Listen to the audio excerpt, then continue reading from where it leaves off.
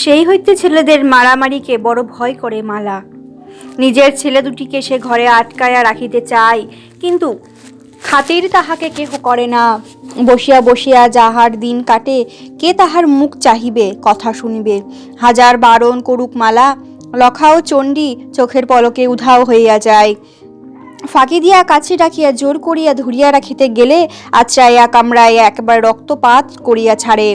তবু প্রতিদিন মালা তাহাদের নানা ছলে কাছে রাখিবার চেষ্টায় কামাই দেয় না। সন্তান স্নেহের হিসাবে জেলে পাড়া জননীদের মধ্যে মালার মৌলিকতা আছে। ছেলের বয়স ৮-১০ বছর পার হইয়া গেলে তার সম্বন্ধে চিন্তা করা জেলে পাড়ার মেয়েদের রীতি নয়। চিন্তা করিবার অপরাপর বিষয়ে তাহাদের অভাব নাই। কচি ছেলে ছাড়া মায়ের কোল খুঁজিয়া পাওয়া কঠিন। নিষ্ঠুর ছাড়া স্বামীও বড় একটা হয় না। দুটি কুঁড়ে ঘরের কুটিরে যে সংকীর্ণ সংসার, তারও কাজ থাকে অফুরন্ত। পুরুষেরা মাছ ধরিয়া আনে, পাইকারি কেনাবেচা করে। চুপড়ি মাথায় করিয়া বাড়ি বাড়ি মাছ যোগান দেওয়া তাদের কাজ নয়। ও কাজটা জেলেপাড়ার মেয়েরা সন্তান প্রসবের আগে পিছে ২-১ মাস ছাড়া বছর ভরিয়া করিয়া যায়। অপগণ্ড শিশু ছাড়া আর কোনো সন্তানের ছোট ছোট বিপদ আপদের কথা ভাবিবারও যেমন তাহাদের সময় নাই, ওদের স্নেহ করিবার মতো মানসিক কোমলতাও নাই। নবজাত সন্তানকে তাহারা যেমন পাশবিক তীব্রতার সঙ্গে মমতা করে, বয়স্ক সন্তানের জন্য তাহাদের তেমনই আসে অসভ্য উদাসীনতা। ছেলে মরিয়া গেলেও শোক তাহারা করে না, শুধু সুর করিয়া মরা কান্না কাঁদে। মালা পঙ্গু, অলস, ঘরের কোনায় সে স্বতন্ত্র জীবন যাপন করে।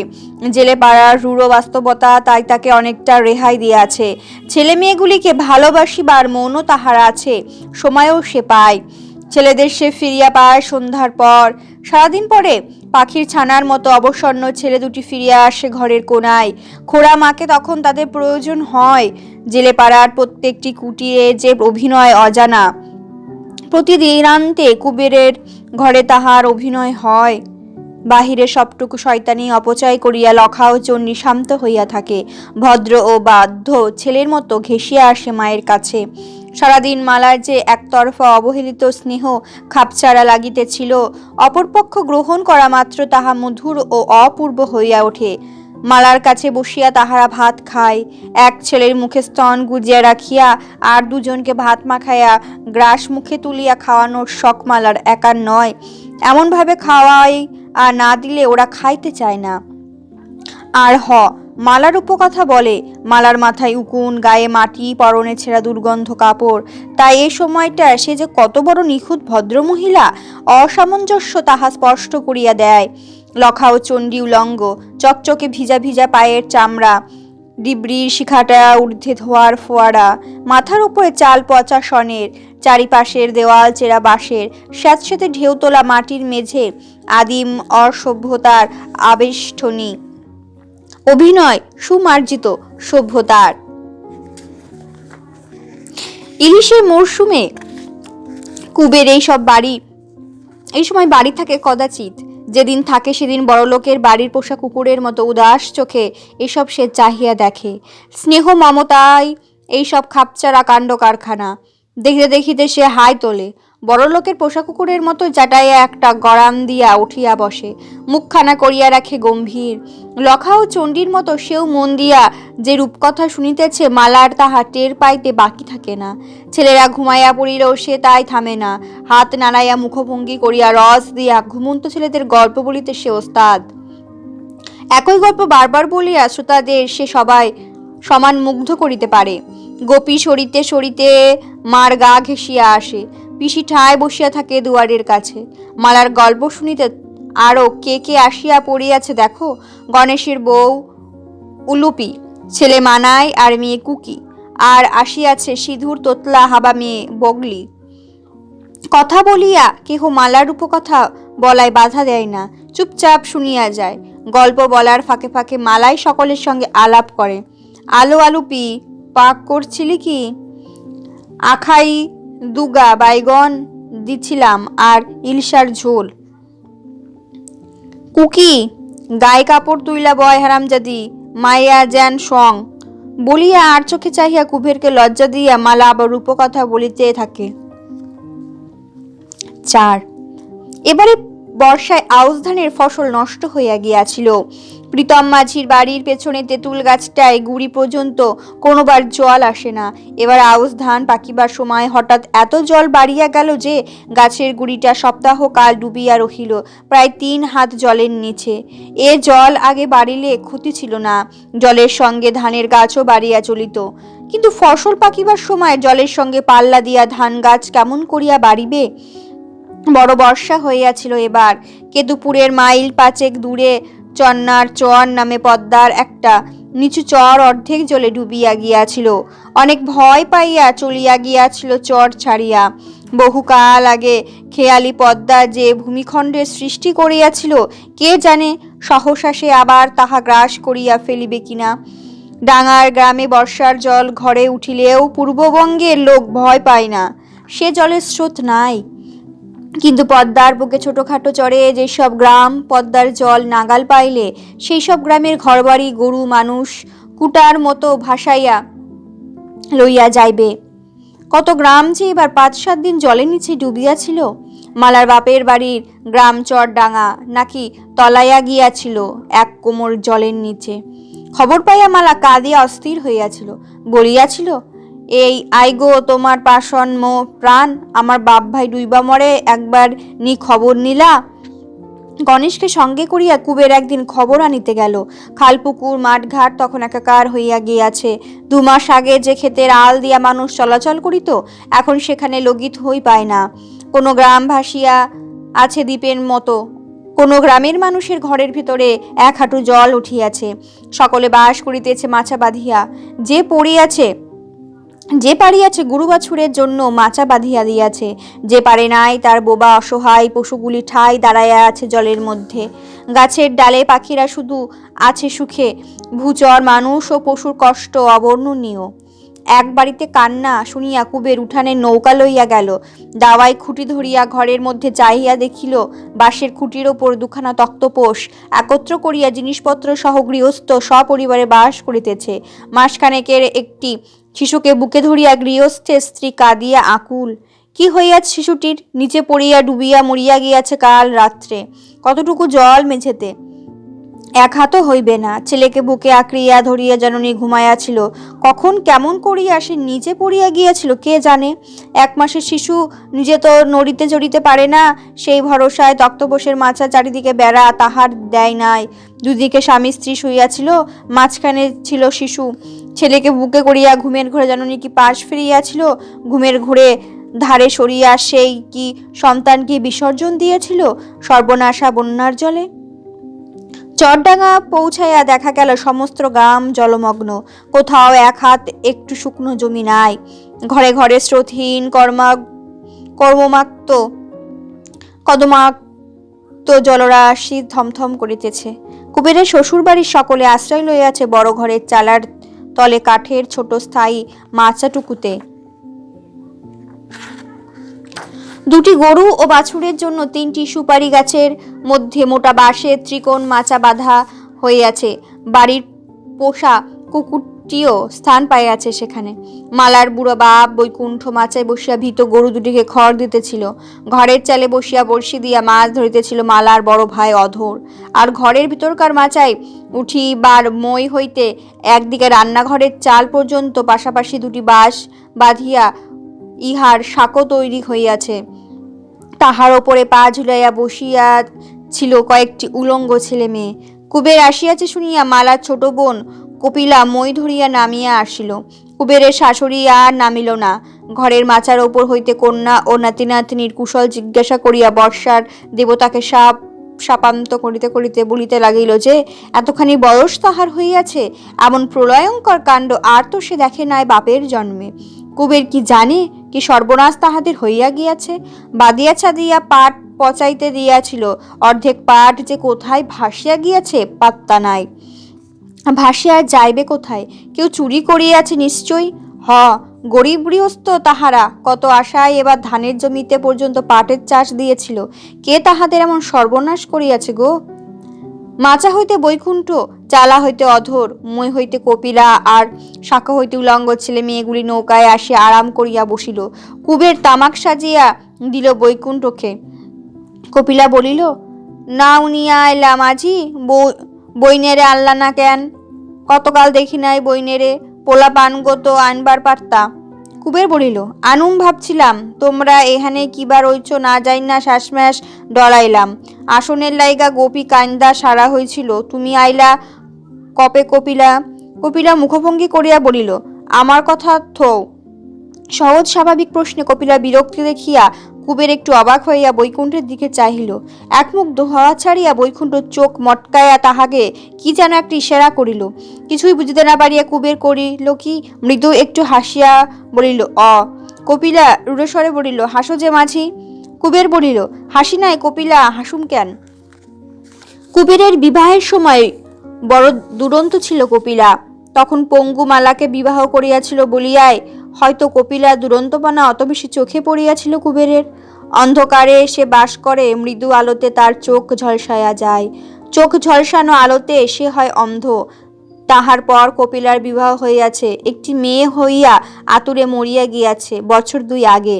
কে জানে কত শান্তশিষ্ট হইয়া উঠিয়াছে কপিলা আজকাল, কেমন সংসারী হইয়াছে তাহার মন। আর কি কোনোদিন সে গাছের ডালে কাঁচা বেতের দোলনা বাঁধিয়া দোল খাইবে? কিশোর বয়সের অপূর্ব দেহটি ঘাটের ওপর হইতে ছুড়িয়া দিবে পুকুরের জলে? ডিঙি লইয়া একা একা পালাইয়া গিয়া সকলকে দিবে বকুনি দেওয়ার শাস্তি? রাগের মাথায় এ জীবনে আর কখনো হয়তো সে কুবেরকে চেলাকাঠ ছুড়িয়া মারিবে না। না মারুক, একজন চেলাকাঠ ছুড়িয়া মারিবে না বলিয়া আফসোস করিবার কি আছে? খানিক পরে পাশাপাশি 2টি বাঁশের ওপরে দিয়া কপিলাকে ঘরের দিকে যাইতে দেখিয়া কুবেরের 2 চোখ ঝাপসা হইয়া আসিল। সেই পুরনো দিনের স্মৃতি গাথা হইয়া আছে কুবেরের মনে। জল কমিয়া যাওয়া পর্যন্ত কেতুপুরে তাহার বাড়িতে গিয়া থাকিবার জন্য কুবের সকলকে নিমন্ত্রণ করিল। এ আহ্বান তুচ্ছ করিবার মতো নয়, কিন্তু সকলে গেলে কেমন করিয়া চলে? বাড়িঘর জিনিসপত্র সব সাময়িকভাবে তুলিয়া লইয়া যাইতে পারিলে হইত, সে তো সম্ভব নয়। বোবা গরু বাছুরগুলি কি হইবে? যাইতে পারে ছেলে মেয়েগুলি, আর তাদের দেখাশোনা করিবার জন্য কপিলা যদি যাইতো যাক, মালা তো পারিবে না এতগুলো বাচ্চা কাচ্চাকে সামলাইতে। কপিলা যাইবে, বেশ। কুবেরের শাশুড়ি বড় চেঁচায়। সে বলিল, তোমারে কুমু কি কুবের? মাইয়ারে নিয়া জইলা মরি। হরে বাপ, কপিলার কথা কই, মারার লাইগা ভাবুম কেরে, সোনার জামাই তুমি। খোড়া মায়রারে আমার মাথায় কইরা থুচো। ওই পোড়া কপাল্লা কথা কই, ওই আমাগো কপিলার কথা, অলক্ষীর মরণ নাই। সে বড় দুঃখের কাহিনী। সুখে ঘর কন্যা করিতেছিল কপিলা, কি যে শনি ভর করিল তাহার কপালে। শীতের গোড়ায় স্বামীর সঙ্গে কলহ করিয়া সে চলিয়া আসিল বাপের বাড়ি। রাগ করিয়া তাহার স্বামী শ্যামদাস আবার বিবাহ করিয়াছে, কপিলাকে নেয় না।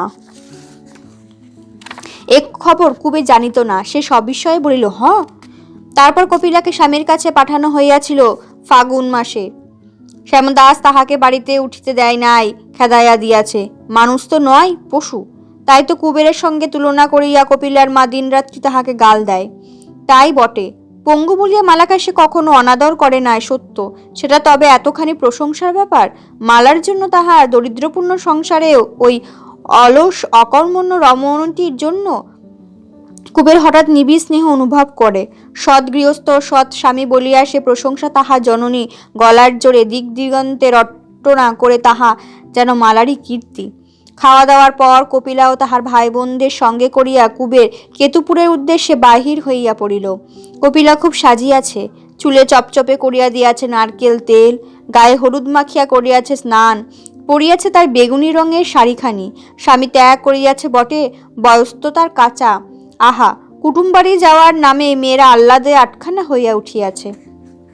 কেতুপুরে পৌঁছে বেলা কাবার হইয়া আসিল। মালা উতলা হইয়া প্রতীক্ষা করিতেছিল। কিছু পাট চুরি যাওয়া ছাড়া তাহার বাপ ভাইয়ের আর কোনো ক্ষতি হয় নাই শুনিয়া সে আশ্বস্ত হইল। মালা শুধু খোড়া হইয়া জন্মে নাই, আরও একটি পঙ্গুতা তাহার আছে, সে হাসিতে জানে না। জীবন তাহাকে অলস করিয়া বিষণ্ণ করিয়াছে। ভাই বোনদের কাছে পাইয়া কতকাল পরে সে মুখে তাহার বিষণ্ণতার ছায়া লেশিন হাসি ফুটিল। এদিকে স্বস্তির রহিল না কুবেরের। তার মতো গরিব কে আছে জগতে? এই যে এতগুলো মানুষ আসিল বাড়িতে, ইহাদের সে খাওয়াইবে কি?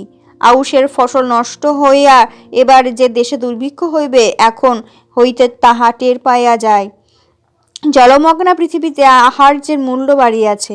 ইলিশের মরশুম বলিয়া এখন যদি বা কোনো রকমে চলিয়া যায়, তারপর 2-4 পয়সা জমাইবার আশা ঘুচিয়া গেল। অতিথি আসিয়াছে, অতিথি চলিয়া যাইবে, তারপর সপরিবারে উপবাস করিবে সে।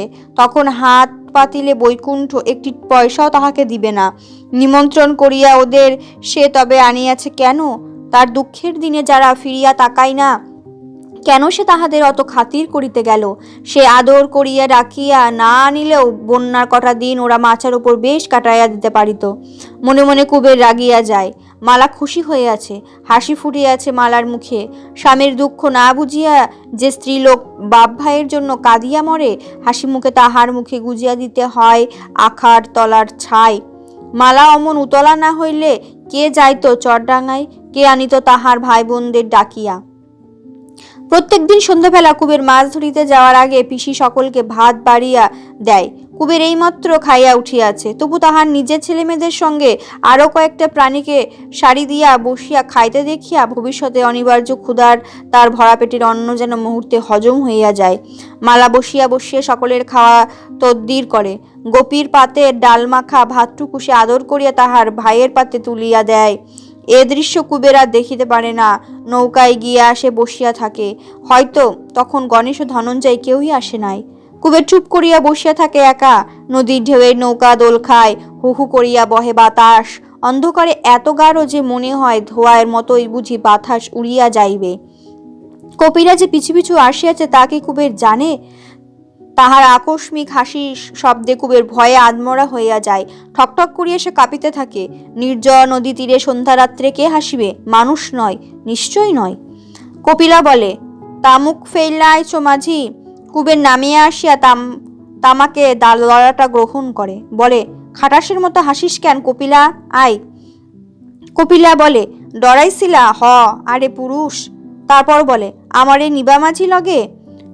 বলে আর কপিলা আবদার করিয়া কুবেরের হাত ধরে টানাটানি করে।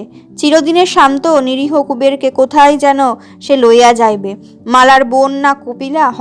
কুবের তাহার 2 কাঁধ শক্ত করিয়া ধরিয়া অবাধ্য বাঁশের কঞ্চির মতো তাহাকে পেছনে হেলিয়া দেয়। বলে, বজ্জাতি করস যদি নদীতে চুবানি দিমু কপিলা।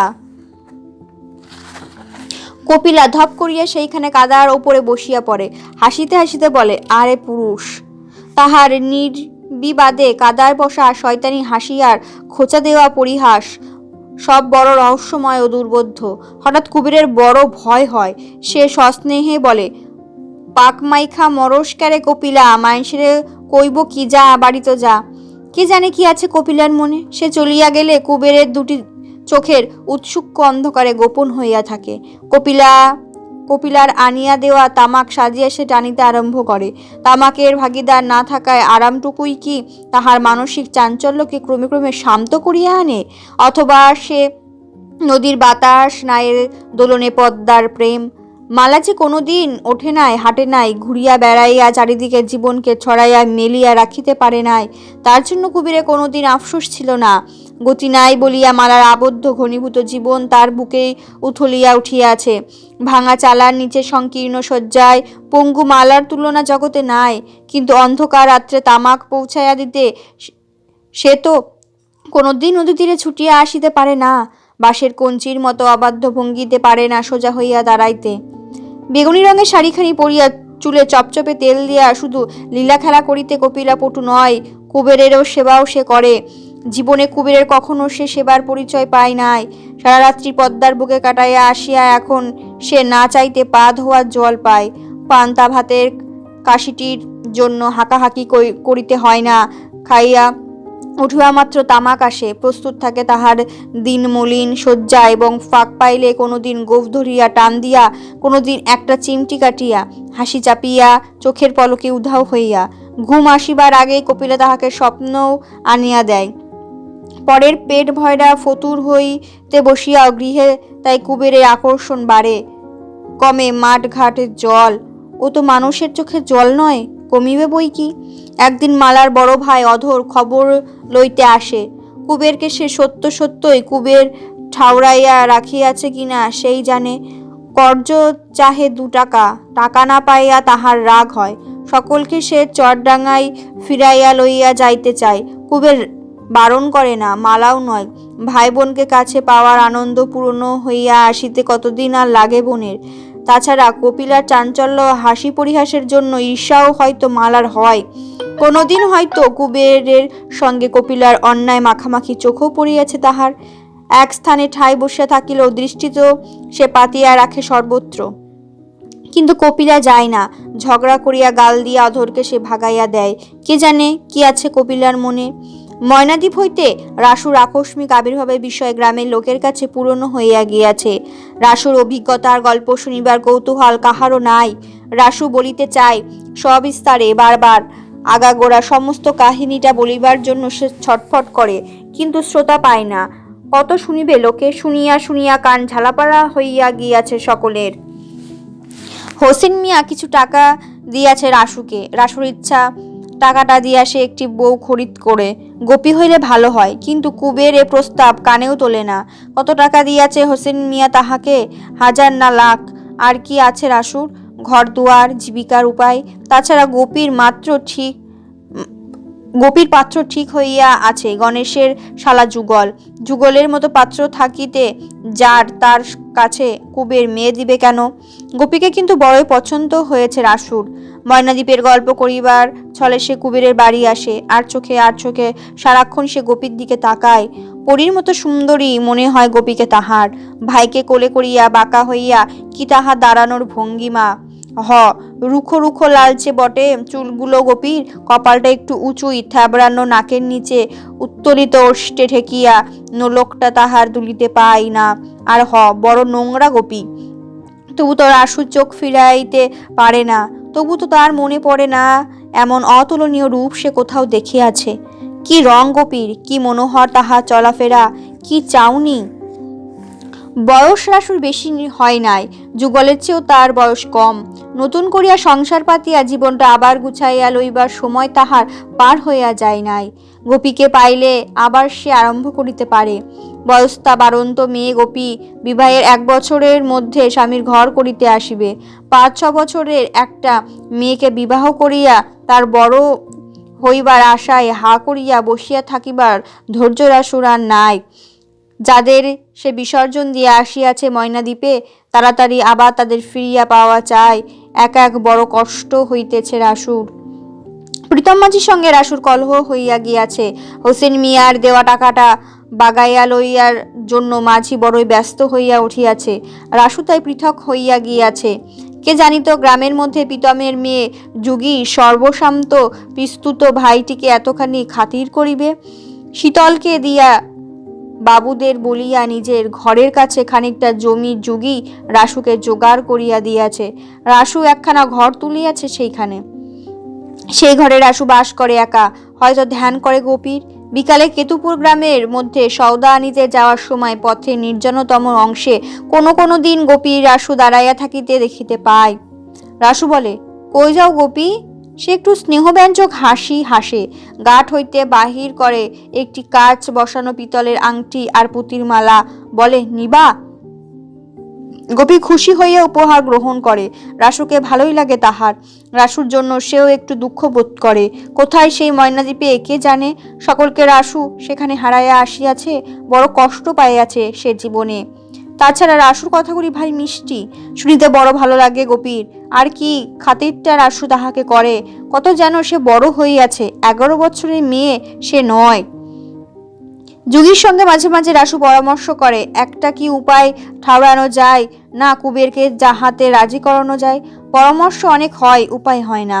শীতলের অনুপস্থিতিতে তাহার পরিষ্কার শয্যায় আরাম করিয়া বসিয়া তাহার হুকায় তামাক টানিতে পরামর্শ করিতে পারাটুকুই লাভ হয় রাসুর। আর যুগীর সমবেদনা। রাসুকে যুগী খুব খাতির যত্ন করে। রাসুর মুখে ময়নাদ্বীপের কাহিনী বারবার শুনিয়াও সে শ্রান্ত হয় না। কত বাসিন্দা ময়নাদ্বীপে, কি কি ফসল হয় দ্বীপে চারিদিকে, বুঝি সমুদ্র? আচ্ছা, সমুদ্র কত বড়? পদ্মার চেয়েও বড় বুঝি? আজও যুগী রাসুকে এইসব প্রশ্ন করিতে ভালোবাসে। যুগীর বয়স বেশি নয়, বয়স 22।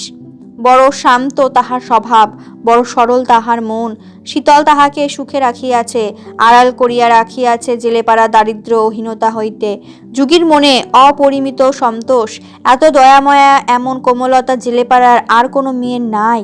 জেলেপাড়া কারোর ঘরে কোনোদিন যদি অন্ন না থাকে, চুপি চুপি একবার যুগীর কাছে আসিতে পারিলে আর তাহার উপবাসের ভয় থাকে না।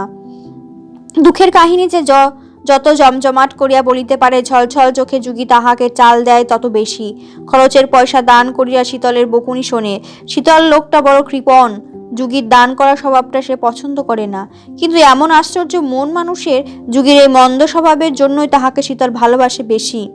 যুগীকে সে কৃপণ হইতে বলে, কিন্তু সন্ধ্যার সময় বাড়ি ফিরিলে যুগী যেদিন ভয়ে ভয়ে তাহাকে শোনায় না যে একজন আসিয়া তাহার ঘাড় ভাঙিয়া যা পাইয়াছে আদায় করিয়া লইয়া গিয়াছে, সেদিন মনটা যেন খুঁতখুত করে শীতলের। মাছের মূল্য বাবদ কুবের কয়েকানা পয়সা পাইত। শীতল কখনো ঋণ পরিশোধ করে না। তাগিদ করিয়া করিয়া কুবের হয়রান হইয়া গিয়াছে। তবু একদিন সকালে সে আশা করিয়া আসিল। যুগী রাইতেছিল, শীতল আর রাসু করিতেছিল গল্প। কুবেরকে দেখিয়া রাসু চঞ্চল হইয়া উঠিল। বসিতে দিয়া খাতির করিয়া কলিকাটা বাড়াইয়া দিয়া বলিল, তামুক খাও। না, কুবেরের বসিবার সময় নাই, তামাক খাওয়ার সময় নাই। শীতল তাড়াতাড়ি পয়সাটা দিয়া দিক, সে তাড়াতাড়ি চলিয়া যাইবে। বসিয়া তামাকটা নিতে আসিয়াছে নাকি সে? কুবের আজ রাগিয়াছে, আজ সে মাছের দাম আদায় করিয়া ছাড়িবে। শীতল প্রথমে অমায়িক হাসি হাসিয়া জিজ্ঞেস করে, এত রাগ কেন কুবেরের এই সকালবেলা? তারপর সেও রাগিয়া যায়, বলে, যা যা দিমুনা পয়সা, কর গিয়া নালিশ। রাসু বুঝি কুবেরকে খুশি করিতে চায়। সে বলিল, দেন শীতলবাবু, দিয়া দেন পয়সা। পয়সা দিল যুগী। কলহের মাঝখানে 10 আনা পয়সা আনিয়া কুবেরের সামনে রাখিয়া দিল। শীতলকে ধমক দিয়া বলিল, সামান্য ক আনা পয়সার জন্য এত কাণ্ড করা কি জন্য? কত কর্তৃত্ব যুগীর। শীতল কথাটি বলিল না, কুবেরের দিকে কড়া চোখে চাহিয়া ঘরের ভেতর চলিয়া গেল। পয়সা কুড়াইয়া কুবের উঠিল, সঙ্গে উঠিল রাসু। কি বিনয় রাসুর, কি সব তোষামোদের কথা! পথ চলিতে চলিতে রাসু নানা কথা বলে। এবার সে একটা ব্যবসা আরম্ভ করিবে। ব্যবসা ছাড়া পয়সা নাই মানুষের। একটা দোকান দিবে সে দেবীগঞ্জে। কিসের দোকান এখনো সে তা ঠিক করে নাই। ভাবিয়া চিন্তিয়া একটা কিছু ঠিক করিয়া লইবে। কুবের কি পরামর্শ দেয়? জীবনে উন্নতি করিবে রাসু। প্রাণ প্রাণ করিয়া লাগিলে কি না হয় জগতে। তাছাড়া পুরুষের ভাগ্যের কথা কে জানে? আজ ফকির কাল রাজা। কুবের গম্ভীর মুখে সাই দিয়া বলে, ভাবে ময়নাদ্বীপে গিয়া বড় বড় কথা বলিতে শিখিয়া আসিয়াছে রাসু, চাল দিতে শিখিয়াছে। মাঠের দিকে চাহিলে বোঝা যায় জল কোথায় নামিয়া গিয়াছে, ধানের ফসল কাত হইয়া পড়িয়া আছে। পদ্মা হইতে আজ জোর বাতাস বহিতেছিল, চারিদিকে অসংখ্য পাখির কলরব। শিশির ভেজা ডাঙায় ছড়িয়া আছে সোনার রোদ। শরৎকাল আসিয়া পড়িয়াছে, সন্দেহ নাই। নদী তীরে কাশের বন এবার সাদা হইয়া উঠিবে। কুবেরের সঙ্গে রাসু তাহার বাড়ি পর্যন্ত আগায়া যায়। না, গোপী এখন বাড়ি নাই। কপিলার সঙ্গে সে জল আনিতে গিয়াছে নদীতে। কুবের রাসুকে বসিতে বলে না, পিসির নিরিবিলি ঘরখানায় গিয়া ঢোকে ঘুমের জন্য। রাসু আস্তে আস্তে ফিরিয়া যায় সে নদীর ধারে। গাল সে খায় কপিলার, তারপর হনহন করিয়া হাঁটিতে আরম্ভ করে কেতুপুর গ্রামের দিকে। না, নদীর ধারে ওভাবে দাঁড়ানো উচিত হয় নাই। কপিলা যদি বলিয়া দেয় কুবেরকে। 5 ভাদ্রের পরে আশ্বিনের মাঝামাঝি পূজা। একদিন প্রবল ঝড় হইয়া গেল। কাল বৈশাখী কোথায় লাগে। সারাদিন টিপটিপ বৃষ্টি হইল। সন্ধ্যার আকাশ ভরিয়া আসিল নিবিড় কালো মেঘ। মাঝরাত্রে শুরু হইল ঝড়। কি সে বেগ বাতাসের, আর কি গর্জন! বড় বড় মাঠ গাছ মর্মর শব্দে মটকাইয়া গেল। জেলেপাড়ার অর্ধেক কুটিরের চালা খসিয়া আসিল। সমুদ্রের মতো বিপুল ঢেউ তুলিয়া পদ্মা আছড়াইয়া পড়িতে লাগিল তীরে। জেলেপাড়া বৃদ্ধ ও রমণীরা হাহাকার করিয়া রাত কাটাইয়া। ছেলেমেয়েরা কেহ ভয়ে নিস্তব্ধ হইয়া রহিল, কেহ গুমরাইয়া কাঁদিতে লাগিল। ইলিশের মরশুম শেষ হইলে মোটা উপার্জনের সুযোগ দুদিন পরে ফুরাইয়া যাইবে। জেলেপাড়া কোনো ঘরে আজ বুঝি সমর্থ দেহ পুরুষ নাই। পদ্মার বুকে নৌকা ভাসাইয়া ছড়াইয়া গিয়াছে দূর দূরান্তে। কেহ ফিরিবে প্রভাতে, কেহ ফিরিবে না। ঝড় শুরু হইলে ঘরে ঘরে মেয়েরা উঠানে পিঁড়ি পাতিয়া দিয়াছে। ঝড়ের দেবতা বসিবেন, শান্ত হইবেন। ঘরে ঘরে মেয়েরা কপাল কুটিয়া মধুসূদনকে ডাকিয়াছে। এ কি রোজ দেবতার, কেন এ প্রলয়? সকালে ঝড় কমিল, কিন্তু একেবারে থামিল না। শাঁসা শব্দে বাতাস বহিতে লাগিল, বৃষ্টি পড়িতে লাগিল গুড়ি গুড়ি।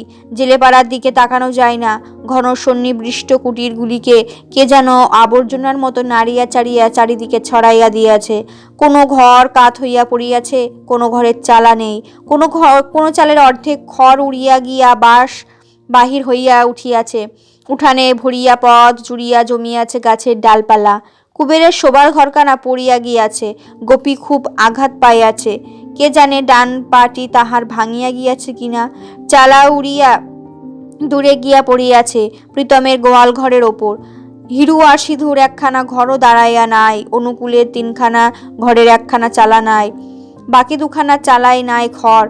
রাসুর ঘরখানা ছিল একেবারে ফাঁকাই। ভিটা আর 2টি খুঁটি ছাড়া ঘরের চিহ্নটুকুও দেখিতে পাওয়া যায় না। শীতলের বাড়ির চারিদিকে বড় বড় গাছ, তার একটা গাছ পড়িলে বাড়ি তাহার পিছিয়া যাইত, কিন্তু গাছের আশ্রয়ের ঘরগুলো তাহার বাঁচিয়া গিয়াছে। জেলেপাড়ার আরও অনেকের ক্ষতি হইয়াছে অল্প বিস্তর। মুসলমান মাঝিদের মধ্যে ক্ষতি হইয়াছে আমিনউদ্দিনের বেশি। প্রকাণ্ড একটা সিঁদুরে আমের গাছ গোড়া শুদ্ধ প্রায়া যে ঘরে আমরউদ্দিনের বউ আর ছেলে মেয়ে 3টি ছিল, সে ঘরখানা মাটির সঙ্গে মিশাইয়া দিয়াছে। আমিনউদ্দিন বউ থেতলাইয়া মরিয়াছে সঙ্গে সঙ্গে। সকালে টানিয়া বাহির করার সময় ছেলেটার প্রাণ ছিল, ঘণ্টাখানেকের পরে সেও শেষ হইয়া গিয়াছে। শুধু মেয়েটার কিছু হয় নাই। আমিনউদ্দিন কোথায় আছে কে জানে, হয়তো ডাঙা, নয়তো পদ্মার উত্তাল জলতলে। অত বড় মেয়েটা তাহার কারোর সান্ত্বনা মানিতেছে না, হাউ হাউ করিয়া লুটাইয়া লুটাইয়া কাঁদিতেছে। সে মেয়ের পর্দা রাখিবার জন্য গরিব আমিনউদ্দিন কুটির ঘেরিয়া উঁচু বেড়ি দিয়াছিল। আজ যার খুশি তাকে দেওয়া যাও, দেখিয়া যাও। কালো চোখ, কালো সে যে কাজল দিয়াছিল, এখনো তা ধুইয়া যায় নাই। বেড়ার ফাঁকে ফাঁকে ওর কাজল চোখের সলার চাহনি দেখিয়া কাল অপরাহ্নে জহরের জোয়ান ছেলে বুঝি খুশি হইয়া পদ্মায় নৌকা ভাসাইয়াছিল। পদ্মা হয়তো তাকে এতক্ষণ ধুইয়া মুছিয়া ফেলিয়াছে পৃথিবীর বুক হইতে। ভীত বিবর্ণ মুখে কাঁপিতে কাঁপিতে জেলেপাড়ার নরনারী পদ্মা তীরে গিয়া দাঁড়ায়, আরক্ত চোখে চাহিয়া থাকে উন্মুক্ত জলরাশির দিকে। ঘাটে 3টি নৌকা বাঁধা ছিল, একটি অদৃশ্য হইয়াছে, 2টি উঠাইয়া আসিয়াছে ডাঙায়। খানিক দূরে গাছপালা সমেত খানিকটা ডাঙা ধসিয়া গিয়াছে, আরো খানিকটা অংশ ফাটল ধরিয়া আছে, শীঘ্রই ধসিবে। পদ্মা তীরে দাঁড়াইয়া থাকিয়া কোনো লাভ নাই। চাহিয়া চাহিয়া চোখ ফাটিয়া গেলেও কাল যারা নদীতে পাড়ি দিয়াছিল তাদের দেখিতে পাওয়া যাইবে না। যে নদীতে ডুবিয়াছে সে তো গিয়াছে। ডাঙায় যারা আশ্রয় পাইয়াছে, পদ্মার সান্ত্বনা হইলে তাহাদেরও ফিরিয়া আসা সম্ভব নয়। ডাঙা পথে আসিতে পারে, কিন্তু এখনো মাঠে ঘাটে জল একেবারে সরিয়া যায় নাই। কে কোথায় ডাঙা পাইয়াছে কে জানে, হয়তো সেখানে হইতে ডাঙার পায়ে হাঁটিয়া আসিবার সুবিধা নাই। গৃহের জন্য মন হয়তো তাহাদের উতলা হইয়াছে। ভোরের আলো ফুটিলে এই উন্মাদিনী নদীর তীর ঘেঁষিয়া নৌকা বাহিয়া হয়তো তাহারা গ্রামে ফিরিবার চেষ্টা করিবে। বেলা বাড়িয়া উঠিলে ধীরে ধীরে বাতাস পড়িয়া গেল, পদ্মা শান্ত হইয়া আসিল। অপরাহ্নে 1-2টি করিয়া জেলেপাড়া নৌকাগুলি ফিরিয়া আসিতে লাগিল। প্রথমে যারা আসিয়া পড়িল তাদের সকলে তাহারা ঘিরিয়া জুড়িয়া দিল কলরব। বাকি সব অন্য সকলের খবর কি? সকলের খবর তাহারা দিতে পারিল না। কে কোথায় তীরে ফিরিয়াছে কে জানে। 2-4 জনের খবর মাত্র তাহারা বলিতে পারিল। যাদের সংবাদ জানা গেল তাদের উদ্বিগ্ন আত্মীয় স্বজনের মুখ হইতে একটা কালো পর্দা যেন সরিয়া গেল। খবর যাদের মিলল না তাদের আপনজনেরা আবার নীরবে পদ্মার সীমাহীন বুকে দৃষ্টি পাতিয়া রাখিল। তবে প্রত্যেকটি নৌকায় এই একটি আশার বার্তা বহিয়া আনিতে লাগিল যে কারো প্রাণহানি হইয়াছে, সংবাদ তাহারা শুনিয়া আসে নাই। বুক বাঁধিয়া সকলের প্রতীক্ষা করিতে পারে, হয়তো ব্যর্থ হইবে না। আমিনউদ্দিন ও নাসির একসঙ্গে ফিরিয়া আসিল। আমিনউদ্দিনের জন্য কেহ ঘাটে আসে নাই, জহর আসিয়াছিল। নাসিরকে দেখিয়া সে শুধু বলিল, বাপজান ফিরা আলি রে। বলিয়া আমিনউদ্দিন দিকে চাহিয়া একেবারে চুপ করিয়া গেল। কারো মুখে কথা নাই। আমিনউদ্দিনকে দেখিয়া সকলে স্তব্ধ হইয়া গিয়াছে। আমিনউদ্দিন এদিকে ওদিকে চাহিল, তারপর ভীত উৎসুক কণ্ঠে জহরকে জিজ্ঞেস করিল, খবর কও মিয়াবাই, ভালো নিয়ে আছো বেবাকে? চুপ মাইরা রইলে কেন? কারোর কিছু বলিবার ছিল না। হাত ধরিয়া জহর তাহাকে ধীরে ধীরে গ্রামের দিকে টানিয়া লইয়া গেল। তারপর আসিল কুবের ও গণেশ, আসিল তাহার অনুকূলের নৌকায়। ধনঞ্জয় নৌকাটি ডুবিয়া গিয়াছে। বোকা গণেশের একটি পা মচকাইয়া গিয়াছে, ঝড়ে নয়, পা পিছিলাইয়া একটা সে আছাড় খাইয়াছিল ডাঙায়। অলুপিয়া সারাদিন একরকম পদ্মা তীরে কাটাইয়াছে। গণেশকে ধরিয়া সেই বাড়ি লইয়া গেল। কুবেরের জন্য কেহ আসে নাই। পরের মুখে সে তাহার গৃহের বৃত্তান্ত শুনিল। বড় ঘরটা পড়িয়া গিয়াছে, যে ঘর ছাইবার জন্য হোসেন মিয়া শ্রম দিয়াছিল। গোপীর পায়ে চোট লাগিয়াছে। বিবর্ণ মুখে কুবের বাড়ির দিকে পা বাড়াইল। ঘর দুয়ার অনেকেরই পড়িয়াছে, সর্বনাশ হইয়া গিয়াছে আমিনউদ্দিনের। কিন্তু তাহার নিজের ঘরখানা পড়িয়া যাওয়ার চেয়ে দুঃখ সংবাদ কুবেরের কাছে আর কিছুই নয়। কবে আবার সে ঘর তুলিতে পারিবে কে জানে, মাথা গুজবে কোথায়। পথে দেখা হইল কপিলার সঙ্গে। কুবেরকে দেখিয়া কপিলা উচ্চ রবে কাঁদিয়া উঠিল। বড় উচ্ছ্বাস কপিলার। বলিল, ফিরাইছ মাঝি? মুখ রাখছেন ঠাকুর? আমার মুখ রাখছে? আমি না মানত কইরা থুইছি 5 পহার হরিলুট দিমু। কুবের বিব্রত হয়ে বলিল, কাঁদো কেন? সঙ্গে চলে চলিতে কপিলা আত্মসংবরণ করিল। পায়ে বিষম চোট পাইছে মাইয়া, শুনছনি বৃত্তান্ত? কুবের মাথায় হেলাইয়া বলিল, ফুইলা গেছে না? বিষম ফুলছে, ডিন্ডা বইরা চিল্লাইয়া মরছে মাইয়া। চারিদিকে ভাঙা গাছ, ভাঙা ঘর, পত্র পল্লবে আচ্ছাদিত পথ। কুবেরের চোখে জল আসে। ঘরের কাছে গিয়া সে দাঁড়াইল। ঘর কই কুবেরের? ভাঙিয়া অঙ্গনে হুমড়ি খাইয়া পড়িয়াছে। পিসির ঘরে সকলে আশ্রয় লইয়াছিল। ঘরে ঢুকিয়া কুবের ঢেকিটার ওপর বসিয়া পড়িল। গোপী শুইয়া শুইয়া কাতরাইতেছে। পায়ে তাহার চুন হলুদ মাখানো হইয়াছে। হাঁটুর কাছে বেজায় ফুলিয়াছে। মালার চোখে ভীতি বিহ্বল দৃষ্টি। গত রাত্রের প্রলয়ঙ্কর কাণ্ড ভীরু পঙ্গু নারীটিকে আদমরা করিয়া রাখিয়া গিয়াছিল। এখনো সে সামলাইয়া উঠিতে পারে নাই। কুবের আসিয়া পড়াতে সে যেন স্বস্তির নিঃশ্বাস ফেলিয়া বাঁচিল। পিসি ভাত রাঁধিয়া রাখিয়াছিল। ঝড় বাদলে ভূমিকম্প কিছুই পিসির ভাত রাধা বন্ধ করিতে পারে না। খানিক পরে উঠিয়া কুবের ভাত খাইল। তারপর গোপীর কাছে একটু বসিল। যন্ত্রণায় মেয়েটার মুখ নীল হইয়া গিয়াছে। কি করিবে? যন্ত্রণা লাঘবের কি মন্ত্র সে জানে? গোপীকে যাতে একটু আরাম দিতে পারে, নীরবে চাহিয়া দেখা ছাড়া কোনো উপায় নাই। মালা ধীরে ধীরে বলিতে থাকে। মর্মর করিয়া ঘর ভাঙিয়া পড়ার সময় আতঙ্কে দিশাহারা হইয়া ছুটিয়া বাহিরে যাওয়ার কিভাবে গোপীর ওপর চাল্লাটা আসিয়া পড়িল। ঘরে থাকিলে মেয়েটার কিছু হইতো না। ঝড়ের সময় যে বাহিরে যাইতে নাই, ঘরের মধ্যে থাকাই সবচেয়ে নিরাপদ, সেটুকু বুদ্ধি তো মেয়ের নাই। শুনিতে শুনিতে কুবের ঢুলিতে থাকে। কুবেরের ঘুম পাইয়াছে। উন্মুক্ত নদীর তীরে বসিয়া সে কাটাইয়াছে ঝড়ের রাত্রি। সকালে হাঁটিয়া আসিয়াছে দেবীগঞ্জে। 2টি মুড়ি শুধু সে খাইয়াছে। বাড়ি পৌঁছানো পর্যন্ত দুর্ভাবনায় ঢিপ ঢিপ করিয়াছে বুকের মধ্যে। এখন পেট ভরিয়া খাইয়া উঠিয়া আর তাহার জাগিয়া থাকিবার সমতা নাই। মালার সব কথা তার কানে যায় নাই। গোপীর মাথার কাছে সংকীর্ণ স্থানটুকুতে কোনো মতে কাত হইয়া সে এক সময় ঘুমিয়া পড়ে। সন্ধ্যার আগে জেলেপাড়া সকলে ফিরিয়া আসিল। পদ্মার গ্রাসে কেহ যায় নাই। প্রীতম মাঝির নৌকাটি শুধু মাঝ নদীতে ঝড়ের মুখে পড়িয়া ডুবিয়া গিয়াছে। নৌকায় ছিল প্রীতমের ছেলে মাখন, কুবেরের প্রতিবেশী সিধু আর তার ভাই মুরারি। অধমিত অবস্থায় একটা চরে উঠিয়া রাত কাটাইয়া তাহারা ফিরিয়া আসিয়াছে, আর বলিয়া বেড়াইতেছে তাহাদের বাহাদুরির কাহিনী। পাহাড় সমান ঢেউয়ের সঙ্গে লড়াই করিয়া কিভাবে তাহারা নিজেদের প্রাণ বাঁচিয়াছিল। কয়েকটা দিন বড় গোলমালের মধ্যে কাটিয়া গেল। ধীরে ধীরে ভাঙা ঘরগুলির সংস্কারের চেষ্টা চলিতে লাগিল। কেতপুরে 2-4খানা ঘরবাড়ি পড়িয়া গিয়াছিল। একদিন মেজকর্তা অনন্ত তালুকদারের সভাপতিত্বে গ্রামবাসীদের এক সভা হইয়া গেল। ক্ষতিগ্রস্ত আর দুস্থদের জন্য চাঁদা তোলার ব্যবস্থা হইল। অনন্তবাবু যে দান করিলেন 10 টাকা, গ্রাম হইতে আরো 15 টাকা উঠিল। তার মধ্যে 7 টাকা দেওয়া হলো কেতুপুরের নন্দ ভট্টাচার্যকে। ব্রাহ্মণের 2খানা ঘর পড়িয়া গিয়াছে। জেলেপাড়ার জন্য দেওয়া হলো 10 টাকা, 2 টাকা করিয়া 5 জনকে। বাকি টাকাটা বোধহয় ফান্ডে জমা রহিল। সুখের বিষয়, দীর্ঘ অনুপস্থিতির পর এই সময় হোসেন মিয়া গ্রামে ফিরিয়া আসিল। ঘুরিয়া ঘুরিয়া সে চারিদিকে অবস্থা দেখিয়া বেড়াইল। তারপর দাড়ি নাড়িয়া বলিল, না, টাকা কর্জ দিমু না, ছন দিমু, বাস দিমু, নিজে খাড়াইয়া তোমাকে ঘর তুলে দিমু। শেষে নিকাশ নিয়া খত লিখুম, একটা কইরা টিপ দিবা, তাই সই। পুরাতন জীর্ণ ঘরের বদলে যদি নতুন ঘর ওঠে, খত লিখিয়া দিতে আর আপত্তি কি? ঘর যাহাদের পড়িয়া গিয়াছে সকলে তাহারা খুশি হইয়া উঠিল। যাহাদের ঘর পড়ে নাই তাহারা দুঃখিত হইয়া ভাবিল ঘর দুয়ার তাহাদেরও পড়িয়া গেলে মন্দ হইত না। সকলের সাগ্রহে হোসেন মিয়া সাহায্য গ্রহণ করিল না শুধু আমিনউদ্দিন।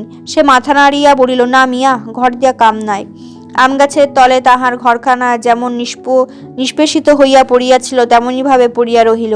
সত্যিই তো, ঘর দিয়ে আমিনউদ্দিন কি করিবে? কে আছে আমিনউদ্দিনের? কার জন্য আবার সে দুঃখে দারিদ্র্যের নীড় বাঁধিবে?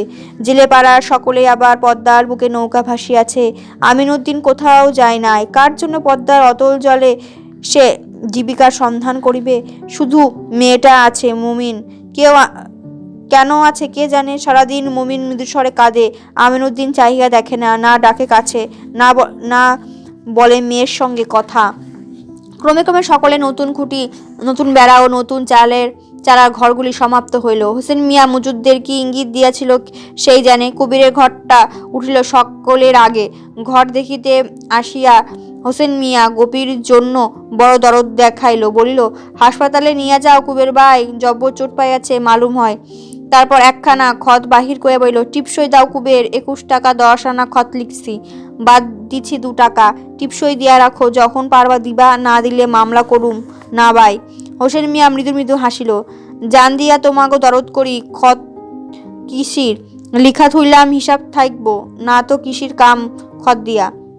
কই বহিল, পুরনো বাস পুরনো বেড়া দিলি খরচ কম হইতো মিয়া ভাই। কেন পুরনো বাস দিয়া কেন? খরচার লাইগা ভাইব না, খরচ তো দিছি আমি, না দিই নাই। হ মিয়া বাই দিছ, আপনিই দিছেন। টিপসই দিয়া কুবের হোসেনের মুখের দিকে চাহিল। বড় ভয় করে কুবেরের হোসেন মিয়াকে, বড় টান তাহার হোসেন মিয়ার দিকে। কি জাদুমন্ত্রে তাহাকে বশ করিয়াছে লোকটা। গোপীর পায়ের ব্যথাটা কমে না, ফোলাও কমে না। মেয়েটাকে নিয়ে মহা মুশকিলে পড়িয়াছে কুবের। মালার মতো গোপীও কি শেষ পর্যন্ত খোড়া হইয়া যাইবে? কি ব্যবস্থা করার দরকার কুবের বুঝিয়া উঠিতে পারে না। হোসেন মিয়ার কথা মতো সদরের হাসপাতালে লইয়া যাইবে নাকি? সে তো কম হাঙ্গামার ব্যাপার নয়। অতখানি পথ গোপীকে কেমন করে লইয়া যাইবে? ব্যথায় সে বিছানাতেই পাশ ফিরিতে পারে না। অত নড়াচড়া তাহার সহিবে কেন? অথচ পায়ের যা অবস্থা, গোপী শীঘ্রই কোনো ব্যবস্থা না করিলে নয়। ইতিমধ্যে পূজা আসিয়া পড়িল। চরডাঙ্গা হইতে একদিন আবার আবির্ভাব হইল অধরের। আবার সে রাগারাগি করিয়া সকলকে লইয়া যাইতে চাহিল। ছেলেমেয়েগুলি তার সঙ্গে ফিরিয়া গেল চরডাঙ্গায়। কপিলা গেল না। বলিল, কেন? ঘর পড়িয়া গিয়া ঢেকি ঘরটাকে যখন তাহারা সকলে একসঙ্গে মাথা গুজিয়াছিল, অসুবিধার অন্ত ছিল না, তখন অধর আসিতে পারে নাই। এখন নতুন ঘর উঠিয়াছে, থাকিবার কোনো অসুবিধা নাই, এখন সে যাইবে কেন এদের এই বিপদের মধ্যে ফেলিয়া? কুবেরও ইহাতে সাই দিয়ে বললে, কেন যাবে কপিলা তাদের এই বিপদের সময়? কপিলা সত্যই প্রাণ দিয়া সকলের সেবা করিতেছিল। বড় কৃতজ্ঞ হইয়া উঠিয়াছিল কুবের তাহার কাছে। বড় ভালো মেয়ে কপিলা। কেন যে ওর বোকা স্বামীটাকে ত্যাগ করিয়াছে? কেতুপুরে 4 দিন পুজোর ঢাক ঢোল বাজিল, উৎসব হইল। জেলেপাড়া ছেলে বুড়ো দুবেলা ঠাকুর দেখিল। কেউ কেউ তারি গিলিয়া খুব মাতলামি করিল। শীতল একদিন একটা দেশি মদের বোতল সাবার করিয়া রাসুকে ধরিয়া আচ্ছা করিয়া পিটাইয়া দিল। রাসুর ওপর তাহার এত রাগ কেন কে জানে। লখার সঙ্গে কপিলা একদিন সন্ধ্যার সময় ঠাকুর দেখিতে গিয়াছে। খানিক পরে কুবেরও গুটি গুটি গিয়া হাজির। গিয়া দেখে শীতলের সঙ্গে হাসিয়া হাসিয়া কথা বলিতেছে কপিলা। বাবুদের কর্মচারী শীতল, পূজাও বাবুদেরই। ভাবখানা দেখ শীতলের, সেই যেন সর্বে সর্বা এখানে। ওর সঙ্গে হাসিয়া হাসিয়া এত কথা কিসের কপিলার? তারপর শীতল প্রসাদ চাহিয়া আনিয়া কপিলার আঁচলে বাঁধিয়া দেয়। কপিলা একগাল হাসে। এত লোকের মধ্যে কপিলার এই নির্লজ্জ আচরণের রাগে কুবেরের নিঃশ্বাস বন্ধ হইয়া আসে। সে ডাকিয়া বলে, লখা চল বাড়িতে যাই। কপিলা বলে, মাঝি আইছো নাকি? দাঁড়াও মাঝি, আমি যামু, মারে পেন্নাম কইরা লই। কুবের বলে, লখা আইলি রে হারামজাদা পোলা। কপিলা প্রণাম শেষ করিতে করিতে লখাকে সঙ্গে করিয়া কুবের জোরে জোরে হাঁটিতে আরম্ভ করিল। একটু পথ গিয়াই গতি তাহার হইয়া আসিল মন্থর। না, কপিলার জন্য ফিরিয়া সে যাইবে না। তবে আস্তে আস্তে হাঁটিতে দোষ নাই। কপিলা আসিয়া সঙ্গ ন্যায়তনিক অন্ধকার হইয়া গিয়াছে। কপিলাকে একা ফেলিয়া যাওয়ার ঠিক কর্তব্য হইবে না। হয়তো শীতলকেই সে বাড়ি পৌঁছাইয়া দিতে বলিবে। এতখানি অন্ধকারের রাস্তা শীতলের সঙ্গে হাঁটাইয়া চলিবে কপিলা? তার চেয়ে বিড়ি কিনিবার ছলে এখানে কুবেরের দাঁড়ানোই ভালো। বিড়ি কিনিতে কিনিতে কপিলা আসিয়া পড়িল। কুবের কথাটি বলিল না। তিনজনে নীরবে চলিতে লাগিল বাড়ির পথে। কপিলা আর চোখে কুবেরের মুখের দিকে তাকালো। কিছুটা হাওড় হয় নাই অন্ধকারে। চলিতে চলিতে দেখা হয় রাসুর সঙ্গে। যুগীকে লইয়া সে ঠাকুর দেখিতে যাইতেছে। কপিলা যোগীকে বলে, বইন এক কাম করবা, আমাগো লখারে লইয়া যাও। কুবের আপত্তি করিয়া বলে, কেন ঠাকুর দেখেন নাই লখা? কপিলা বলিল, পোলাপান সাধনি মেটে দেখা তোমার লখা বুড়ো তো হয় নাই মাঝি, এক নজর দেখা ফাল দিয়া বাড়িতে ফিরবো। জালে লখা যুগি মাসির লগে দেখা দেখো বইন পোলা রে, পোলা বড় বজ্জাত। মতলব কি কপিলার? লখাকে সরাইয়া দিল কেন? কিছুই যেন বুঝিতে পারা যায় না। কপিলা নীরবে পথ চলে, কুবের মনে মনে রাগিতে থাকে। শেষে একটা তেঁতুল গাছের তলে পথের যেখানে দুর্ভেদ্য অন্ধকার রচিত হইয়াছে সেইখানে হঠাৎ কুবের শক্ত করিয়া কপিলার আঁচল চাপিয়া ধরে, বলে, শীতলের লগে অত কথা কিসের তর, আয়। কপিলা বলে, কি করো মাঝি, খুইলা পড়বো যে পেশাদ। আঁচলটা কপিলা টানিয়া ছাড়াইতে চেষ্টা করে, মিনতি করিয়া বলে, পোলাপানের লাখান কইরো না মাঝি, ছাড়ো, রাস্তার মধ্যে ইডা কেমনতর কাণ্ড জুড়লা। বলিতে বলিতে আর কপিলা আঁচল টাটিনি করে না। কুবের তাহাকে জড়াইয়া ধরিলে শান্ত হইয়া থাকে। হঠাৎ বড় যেন করুণ কণ্ঠে বলে, মনটা ভালো না মাঝি, ছাড়বা না, মনটা কাতর বড়। কুবের তাহাকে ছাড়িয়া দেয়। চলে চলিতে জিজ্ঞেস করে, মন কাতর কেন রে কপিলা? কে জানিত কপিলা এমন উত্তর দেবে। স্বামীরে মনে পড়ে মাঝি। আগাগোড়ার সব তাহা হইলে ফাঁকি কপিলার, সব ছল। এতক্ষণ রসিকতা করিতেছিল কুবেরের সঙ্গে, ভালো কুবেরও রসিকতা জানে। কপিলার গালটা সে টিপিয়া দেয়, হি হি করিয়া হাসে, বলে, তাই কপিলা তাই ক, যে স্বামী দূর কইরা খেদাইয়া দিছে তার লইগা মনটা পোড়াই তোর? গেলেই পারো স্বামীর ঘর। জামু বলিয়া কপিলা হনহন করিয়া হাঁটিতে আরম্ভ করে। 6 সেদিন রাত্রে গোপীর পায়ে যন্ত্রণা খুব বাড়িয়া গেল। তাহাকে নতুন ঘরে আনা হইয়াছিল। সারা রাত সে ছটফট করিয়া গোঙাইতে কাটাইয়া দিল। মালা জাগিয়া বসিয়া রহিল তাহার শিহরে। কুবেরও অনেক রাত অবধি জাগিয়া রহিল। তারপর সে ঘুমাইয়া পড়িল বটে, কিন্তু ভালো ঘুম হইল না। শেষ রাত্রে উঠিয়া বসিয়া সে ডাকিল, গোপীর মা।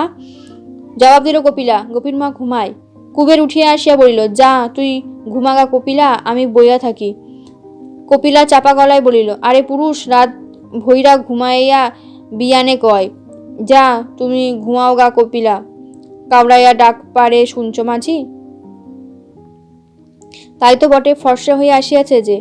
ঝাঁপ খুলিয়া কুবেরের বাইরে গেল। গণেশের বাড়ি গিয়ে ডাকাডাকি করিয়া তুলিল গণেশকে। যুগল কাল বোনের বাড়ি নেমন্তন্ন খাইতে আসিয়া রাত্রে এইখানে ঘুমিয়েছিল। সেও উঠে আসিল। কুবের বলিল, গণেশ, মাইয়ারে তো হাসপাতালে নেউন লাগে, বড় কাতর মাইয়া, রাইত ভৈরা চেঁচাইয়া মরছে। গণেশ বলিল, বকুবীর তামুখা, হাসপাতালে নেওনে তো সহজ কথা ন, কিবা নিবি ভাবছনি? নাও নিয়া যামু আবার কিবা। সমস্যার সমাধানে গণেশের খুশি হইয়া বলিল, তবে চিন্তা নাই, যুগাইলার নাওখান মিলবো আজই। নাও নিয়া আইছে জুগলা, নাওখান দিবা না জুগলা তর? যুগল সাগরে নৌকা দিতে সম্মত হইল, বলিল, সেও সঙ্গে যাইবে। খুব বুঝি ফুলিয়াছে গোপীর পাটা, কোথায় চোট লাগিয়াছে? আগে কেন মেয়েটাকে হাসপাতালে নেয় নাই কুবের? আগেই লইয়া যাওয়া উচিত ছিল। যাই হোক, আর যদি হাসপাতালে লইতে হয়, দেরি করে লাভ কি? বেলা হইয়া গেলে হাসপাতালে ডাক্তারকে পাওয়া যাইবে না। একটা চওড়া কাঠে তক্তা শোয়াইয়া ধরাধরি করিয়া গোপীকে নদী তীরে লইয়া যাওয়া হইল। কাঁথা বালিশের হাতে করিয়া কপিলা গেল সঙ্গে। ইতিমধ্যে জেলেপাড়ায় খবর উঠিয়া গিয়াছে, গ্রামের একটি মেয়েকে হাসপাতালে নেওয়া প্রতিমা বিসর্জনের চেয়েও কম গুরুতর ব্যাপার নয়। জেলেপাড়াবাসীদের কাছে এই ভোরে নদীর তীরে একটি ছোটখাটো ভিড় জমিয়া গিয়াছে। প্রশ্নের জবাব দিতে কুবেরের একেবারে হয়রান।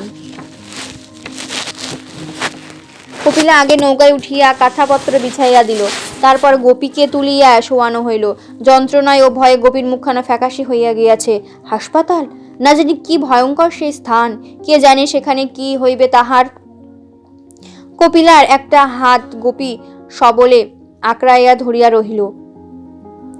নৌকা খোলা হইবে এমন সময় দেখা গেল রাসু ছুটিয়া আসিতেছে। নদীর তীরে পৌঁছে সে লাফাইয়া নৌকায় উঠিয়া পড়িল। কুবের জিজ্ঞেস করিল, কিরে রাসু? রাসু হাঁপাইতে হাঁপাইতে বলিল, আমিও যামু। চলুক, এত বড় নৌকা স্থানাভাব হইবে না। বেশি লোক সঙ্গে থাকিলে কবিকে উঠানো নামানো বরং সুবিধাই হইবে। মহকুমার শহর আমিনবাড়ি, সেইখানে হাসপাতাল। কেতুপুর হইতে আমিনবাড়ি বেশি দূর নয়, ঘণ্টা তিনেকে লাগিল পৌঁছাইতে। রাসুর সাজ ছিল গোপীকে ঘাট হইতে হাসপাতাল পর্যন্ত লইয়া যাইতে সে কাঁধও দিবে, কিন্তু তার প্রয়োজন হইল না। সকলকে নৌকায় বসিয়া থাকিতে বলিয়া যুগল নামিয়া গেল। খানিক পরে কোথা হইতে খুঁজিয়া পাতিয়া পাতিয়া লইয়া আসিল একটা পালকি। যুগল কি কম পাকা লোক? পালকি চাপিয়া গোপী হাসপাতালে গেল। হাসপাতালে তখন রোগীর ভিড় জমিয়াছে। একটা ছোট ছেলের ফোড়া অপারেশন করা হইতেছিল। কি তাহা তীব্র চিৎকার! গোপী তো দেখিয়া শুনিয়া বিবর্ণ হইয়া গোঙাইতে আরম্ভ করিল। কুবেরের মুখখানা শুকাইয়া পাংশু হইয়া গিয়াছে। সকলে অল্প বিস্তর ভীত সন্ত্রস্ত। শুধু অবিচল আছে রাসু। ময়নাদ্বীপ হইতে পালাইয়া আসিয়া নোহাখালীর হাসপাতালে সে 15 দিন কাটাইয়া দিয়াছিল।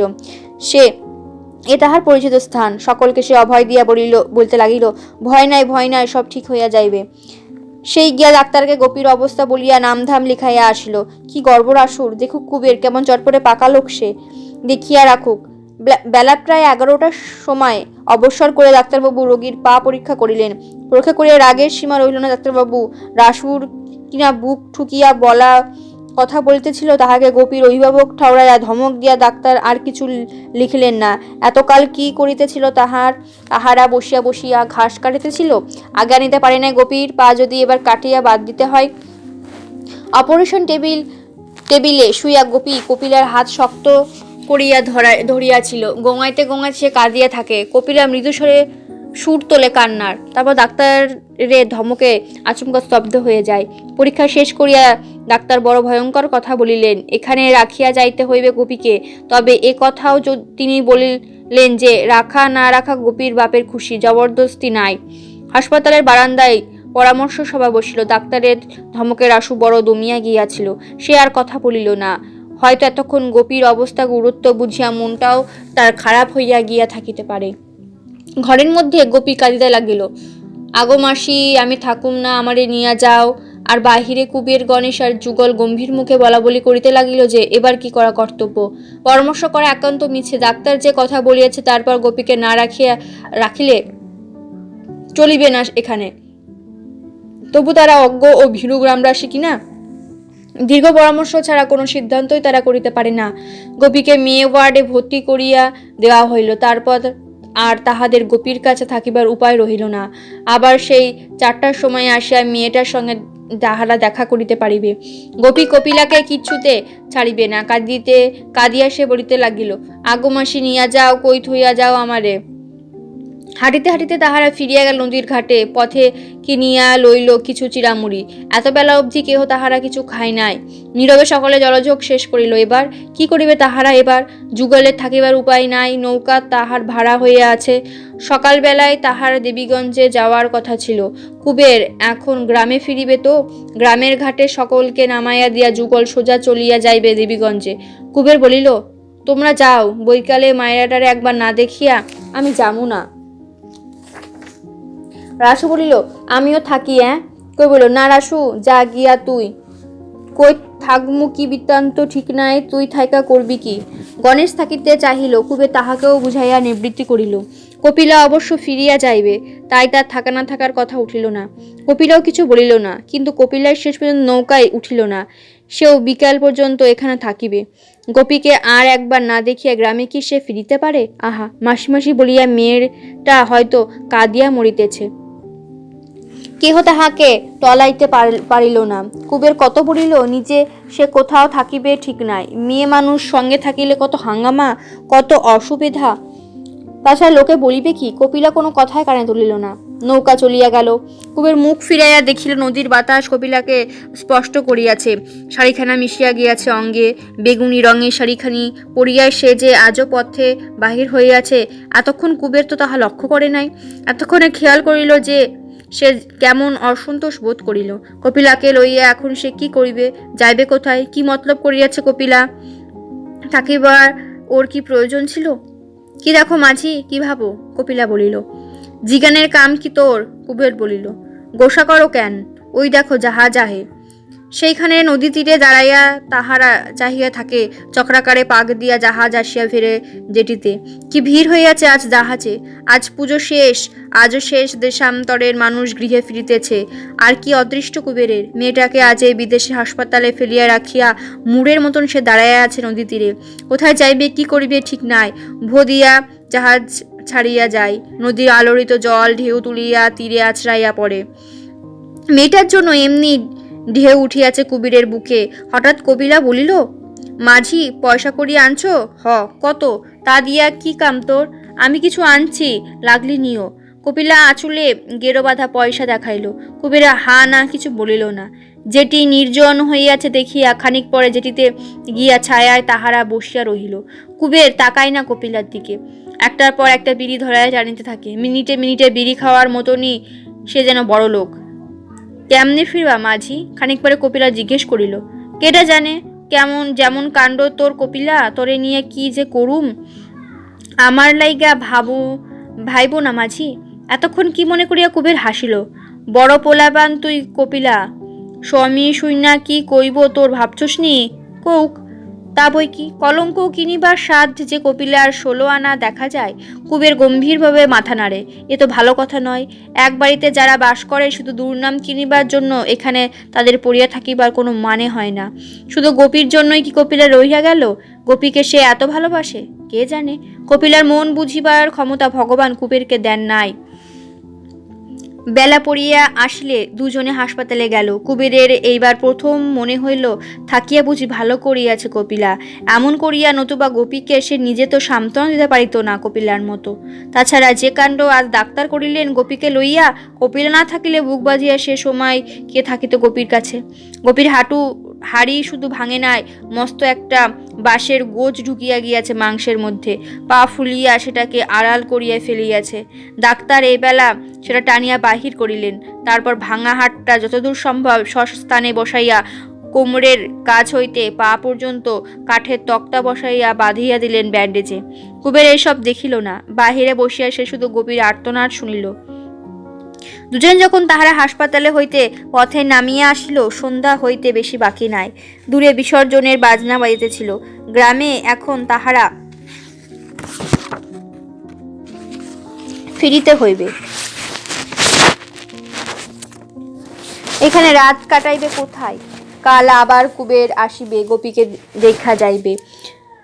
নদীর ঘাটে গিয়া কুবের নৌকায় নৌকায় চেনামাঝি খুঁজিয়া বেড়াইল। চেনামাঝি 2-4 জন মিলল বটে, কিন্তু আজ বিজয়ার সন্ধ্যায় নৌকা তো কেহ খুলিবে না। দেবীগঞ্জের দিকে যাদের যাওয়া দরকার ছিল ধীরে ধীরে তারা চলিয়া গিয়াছে। তবে গহনার নৌকা ছাড়িবে একটা। কুবের ইচ্ছা করিলে ভাড়া দিয়া যাইতে পারে, নতুবা কাল পর্যন্ত অপেক্ষা করুক। যে নৌকায় কেতুপুরের দিকে যাক, কুবের তাহাতে গ্রামে ফিরিতে পারিবে। কত নাও যাইবে কাইল, পয়সা দিয়া কেন যাইবা কুবের ভাই? বলিয়া পরিচিত মাঝি কুবেরকে নৌকায় রাত্রি যাপন করিতে অনুরোধ করে। শুধু পরিচিত মাঝি কেন, পদ্মা নদীর মাঝি সে। পদ্মা নদীতে যে কোনো মাঝির নৌকায় রাত্রি যাপনের অধিকার তার জন্মগত।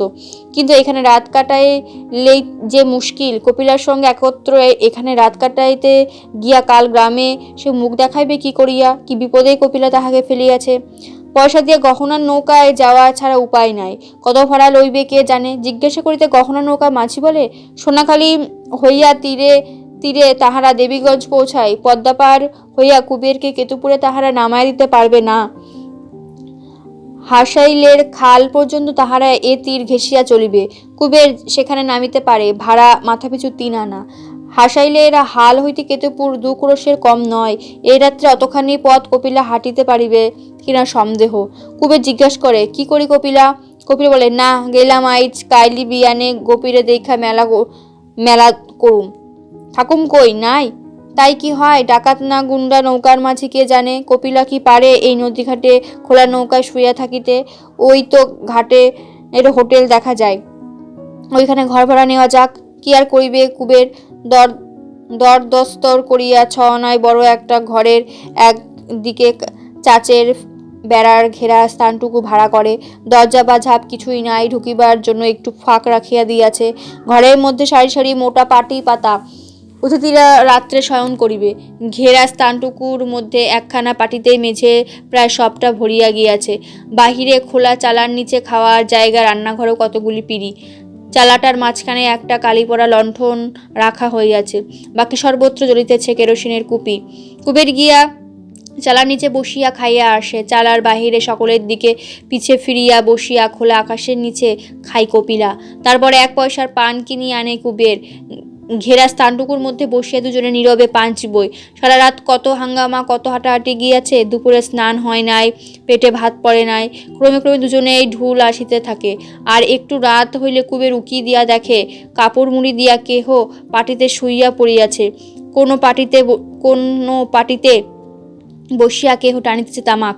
কুবের উঠিয়া দাঁড়ায়, বলে, শো কপিলা, তুমি কই যাও? ওই পাটিতে শুই গিয়া আমি যামু কই? ক্ষীণ ভীরু কণ্ঠে কপিলা বলে, না যাইও না মাঝি। কুবের কি রাগিয়া যায়? কড়াসে জিজ্ঞেস করে, কি করুম তবে? ডরামু মাঝি। কি আর করিবে কুবের? আবার সে পাটিতে বসে। কপিলা তাহার চাদরখানা পুটলি করিয়া তাহাকে বালিশ করিয়া দেয়। তার নিজের মাথায় দেওয়ার জন্য ছোট একটা পিঁড়ি আছে।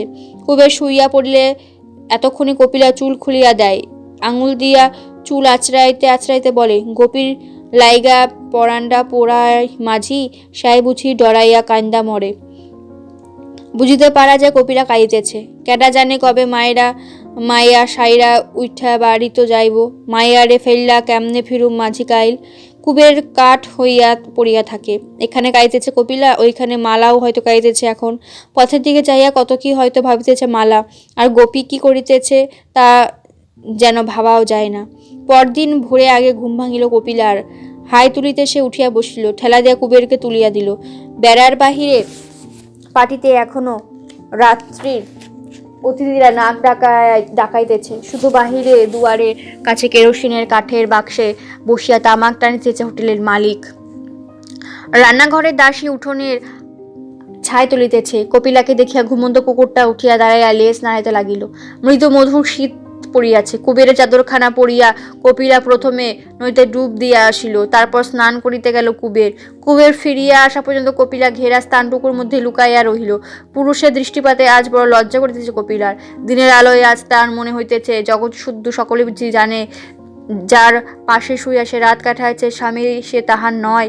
মুড়িয়া বাতাসা কিনিয়া কুবের ফিরিয়া আসিল। দুমুঠা খাইয়া কপিলা বলিল, আর সে খাইবে না। না খাক, কুবেরে পেটে জায়গা আছে ঢের। ধীরে ধীরে মুড়ি আর বাতাসা শেষ করিল। সে বইল, ল যায় হাসপাতাল। তখন সবে রোদ উঠিয়াছে। এত সকালে গোপীর সঙ্গে তাহারা দেখা করিতে পারিবে না। 9টা পর্যন্ত হাসপাতালের সামনে বসিয়া থাকিতে হইল। তারপর ঘণ্টাখানেকে গোপীর কাছে থাকিয়া তাহাকে অনেক আশ্বাস ও সান্ত্বনা দিয়া ঘাটে ফিরিয়া আসিল। জহরের শালা নুরুদ্দিন নৌকা কাঠে বোঝা নামাইয়া দেবীগঞ্জে ফিরে যাইতেছিল। সেই নৌকায় তাহারা উঠিয়া বসিল। গ্রামের ঘাটে নামিয়া কুবের বইল, বাড়ি তো যা কপিলা, আমি গণেশের লগে দেখা কইরা যাই। বাড়িতে যদি ঝড়ঝাপটা ক্রন্দন ঘনাইয়া থাকে, প্রথমটা ঝটকাটা কপিলার ওপর দিয়ে যাক। কপিলা কিন্তু একা বাড়িতে যেতে রাজি হইল না। রুখিয়া বলিল, আরে পুরুষ। তখন আর কথাটা না বলিয়া কুবের হনন করিয়া বাড়ির দিকে চলিতে আরম্ভ করিল। কপিলা পিছাইতে পড়িল। পথে যার সঙ্গে দেখা হইল সেই সাগ্রহে গোপীর সংবাদ জিজ্ঞেস করিল। চাপা হাসি, ঢাকা পরিহাস, রূঢ় ইঙ্গিত কিছুই কারোর কাছে জুটিল না কুবেরের। এত কি সুনাম রাখিয়াছিল গ্রামে যে কপিলার সঙ্গে একটা পুরারাত্রি অজানা স্থানে অতিবাহন করিয়া আসিয়াও সে সুনাম নিটোল অক্ষত দেখিতে পাইতেছে। ব্যাপারখানা কি? চলিতে চলিতে হঠাৎ কুবেরের মনে পড়ে, দুজন তো নয়, গোপীকে ধরিলে তারা তো 3 জন। গ্রামের লোক তাকে আর কপিলাকে হোটেলের চাচের বেড়ায় নির্জনতায় পৃথকভাবে কল্পনা করে নাই। তাদের সঙ্গে গোপীকেও একত্র চিন্তা করিয়াছে। কারোর মনে তাই সন্দেহ জাগিবার অবকাশ থাকে নাই। কুবের দাঁড়াইল, কপিলার কাছে আসিলে বলিল, দেখ কপিলা, জিগাইলে কইস রাত্রে হাসপাতালে ছিলাম গোপীর কাছে। কপিলা মাথা নাড়া বলিল, দূর মিছা কথা আমি কই না মাঝি। বলিয়া খানিক আগে কুবের যেমন করিয়াছিল অমনি হনহন করিয়া কপিলা আগাইয়া গেল। কে জানে কি আছে কপিলার মনে।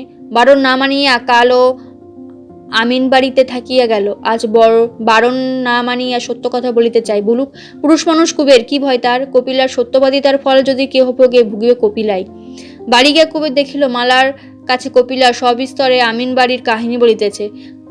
কাছে চাটাইয়ার ওপর সে বসিয়া পড়িল। মালাকে সবই বলিবে নাকি কপিলা? হোটেলের রাত্রি যাপনের কথা পর্যন্ত কপিলা বলিয়া যায়। সন্ধ্যাবেলায় কি বিপদে তাহারা পড়িল, হাসপাতালে থাকিতে দিল না, ফিরবার নৌকা পাওয়া গেল না, কথা যায়। শেষে এক মুক্তারবাবু দয়া করিয়া তাহাদের আশ্রয় দিলেন। কি নাম জানে? হ্যাঁ, মুক্তারবাবু।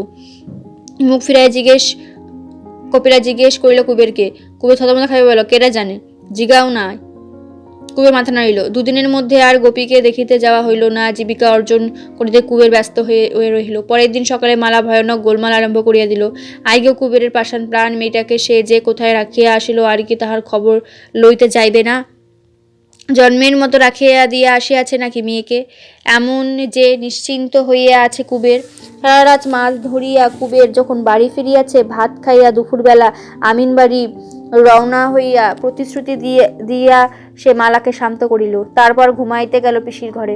ঘুমাইয়া উঠিয়া স্নান করিয়া আসা অবধি সে আর চোখে চাইতে লাগিল কপিলার দিকে। কে জানে কপিলা আজ সঙ্গে যাইতে চাইবে কিনা। কপিলা কিছু বলে না, একবার সামনে আসে, একবার অন্তরিত হয়। খাইতে বসিয়া কুবের বলে, খাইয়া উঠা আমিন বাড়ি রওনা দিমু কপিলা, ফিরবা না আইজ? কেটা জানে, হয়তো হোটেলে থাকুম। হোটেলে কেন থাইকো, মুক্তার বাবু গো বাড়ি থাইকো বলে কপিয়া হাসে। লজ্জা পাইয়া ঘাড় হেট করিয়া কুবের খাইয়া যায় না। কপিলার মনের হদিশ পাইবার ভরসা তাহার আর নাই। কখন কি বলিবে, কখন কি করিবে, কিছুই অনুমান করিতে পারা যায় না। খাইয়া উঠিয়া কুবের ময়লা চাদরটা গায়ে জড়াইয়া যাওয়ার জন্য প্রস্তুত হইল। বড় সে গম্ভীর হইয়াছে, যেন এমন একটা অপমান সম্প্রতি তাহার জুটাইয়া যাহা তাহার প্রাপ্য নয়। বড় নির্মল কপিলা, বড় দুর্বোধ্য তাহার ব্যবহার। রওনা হওয়ার সময় কুবেরকে 4 আনা পয়সা দিয়া কপিলা বলিল, গোপীরে ফল কিনে দিও মাঝি। তারপর মালাকে বলিল, মাঝির লগে যামু নাকি দিদি? মালা বলিল, তোর গিয়া কাম কি? তখন কপিলা বিষণ্ণভাবে একটু হাসিল। কুবেরের দিকে চাইয়া জিজ্ঞেস করিল, মাঝি কি কও? কুবের মাথা নাড়িল, তাড়াতাড়ি বাহির হইয়া গেল। আমিন বাড়িতে সে পৌঁছালো অপরাহ্নে। কপিলার পয়সা দিয়া স্টিমার ঘাট হইতে কমলা লেবু কিনিয়া গোপীকে দেখিতে গেল। নদী তীরে ফিরিয়া আসিল সন্ধ্যাবেলা। আজ বাড়ি ফিরিবার নৌকার অভাব নেই। তবু কুবেরের কেন যেন ফিরিতে ইচ্ছা হইতেছিল না। অনেক রাত্র অবধি নদী তীরে বসিয়া থাকিয়া সে হোটেলের ভাত খাইতে গেল। খাইতে খাইতে সে শুনিতে পাইল বাজারে আজ ভাসান যাত্রা হইতেছে। আজ কুবেরের কাছে না থাকিলে কেহ ভয় পাইবে না। খাইয়া উঠিয়া সে বাজারের দিকে পা বাড়াইল। বাজারে টিনের চালার নিচে যেখানে তরি তরকারির দোকান বসে, সেখানে যাত্রার আসর বসিয়াছে। লোক জমিয়াছে ঢের। কুবের এক পাশে বসিয়া পড়িল। পান বিড়ির দোকান ছাড়া এত রাত্রে পসরা সাজাইয়া কেহ নাই। রূপকন্যারও যাত্রা শুনিতে আসিয়াছে। পেশাদার দল নয়, আলু বেচা তেল বেচা মানুষের শখের দল। অনেকে হয়তো পড়িতেও জানে না, একে একে দিয়া পড়াইয়া শুনিয়া পাঠ মুখস্থ করিয়াছে। শক্ত শক্ত অনেক শব্দে উচ্চারণ হয় নাই, তাই হাস্যকর রকমের ভাঙিয়া জিহবার উপযোগী করিয়া নিয়াছে। বক্তৃতাগুলি কথ্য শুদ্ধ ভাষায় এক অপরূপ খিচুড়ি। পোশাক পরিচ্ছদের যেমন অভাব, অভিনেতা নির্বাচনের কাণ্ডজ্ঞানের তেমনই অভাব। বালক লক্ষিন্দরের পাশে তার চেয়ে 1 হাত বেশি লম্বা বেহুলা নির্বিকার চিত্রে পাঠ বলে। গলাটি মিহি বলিয়া আর চমৎকার মেয়েলি ঢঙে অভিনয় করিতে পারে বলিয়াই ওকে বেহুলা করা হইয়াছে, আর কিছু দেখিবার প্রয়োজন হয় নাই। তবু রাত জাগিয়া ভিড় করিয়া সকলে ভাসান যাত্রা শোনে, একবার নয় বহুবার। ভাঙা হারমোনিয়াম আর ঢ্যাপসা তবলার সঙ্গত, মশালে লাল আলো, আলু বেচা তেল বেচা অভিনেতা। তবু কি মোহ এ যাত্রার! কুবের ঠায় বসিয়া থাকে। ঢিমায়া ঢিমায় অভিনয় চলে। মা মনসার একটি গান করেন, 4 শতকা 2 কথা বলে। মৃত লক্ষিন্দর উঠিয়া একটা গান করিতে আবার মরিয়া যায়। কোথায় কখন কোন দৃশ্যের শুরু। সর্পদষ্ট লক্ষিন্দরের জন্য বেহুলার বহুল বিলাপের পর মা মনসার আবার কেন গান গাহিয়া গাহিয়া 4 শতকরে ভয় দেখায় যে জানকে তাকে পূজা না করিয়া লক্ষিন্দরের সাপে কাটিবে। এসব বুঝিবার দরকার হয় না। কুবের মন দিয়া যাত্রা শোনে। রাত্রি শেষ করিয়া যাত্রা শেষ হইলে পেঁয়াজের যে খালি বস্তাটার ওপর সে এতক্ষণ বসিয়াছিল তার উপরে কাত হইয়া পড়ে। কিন্তু বেশিক্ষণ ঘুমানোর সুযোগ সে পায় না। সকাল হইতে না হইতে তাহাকে ঠেলিয়া তুলিয়া দেওয়া হয়। সেইখানে এবার দোকান বসিবে। অনেক বেলা এসে গ্রামে ফেরে দেখিতে পায় বাড়িতে অতিথি আসিয়াছে। কপিলার স্বামী শ্যামাদাস, লম্বা চওড়া প্রকাণ্ড জোয়ান মানুষ, ঘাড় ছোঁয়া বাবরি চুল মাথায়, বোচা নাকটার নিচে একজোড়া উদ্ধত গোঁফ।